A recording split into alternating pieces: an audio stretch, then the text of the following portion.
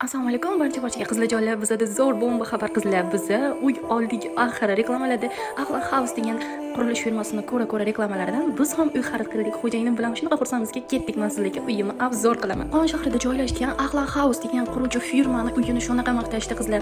O'zi ham shunaqa zo'r, podyezdlari вообще chiroyli, ham svet, suv, gazdan umuman muammosi yo'q. Xonadon juda ham fayzli ekan. Aynan 26-xonadon bizaniki bo'ldi qizlar. Ichkaridan ko'ryapsizlar qanaqa yevropeyskiy stilniy xonadonlar. Aynan shu xonadonni olib berganlardan xo'jayinimdan shunaqa xursandman. Qaranglar qizlar, xonadonni fayzliligini, aynan yevropeyskiy stilniy xonadon.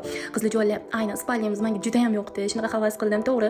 Oddiyroq lekin qizlar, bu xonadonni ichiga kirgandan keyin o'zini atmosferasi yutib yuboradi. Qizlar вообще yoqdi menga. Ikkinchi xonamiz. Ikkinchi xonamiz esa mana bunaqangi kichkinagina ovqatlanadigan joy, ya'ni mana bu yerda oshxonam va men orzu qilgan oshxonam. Qizlar to'g'ri kichkina, lekin fayzli, juda ham chiroyli. Men o'zimga yoqgan oynalaridan butun dunyoni, butun Qo'qon shahrini ko'rsalar bo'ladi. Juda ham chiroyli, fayzli.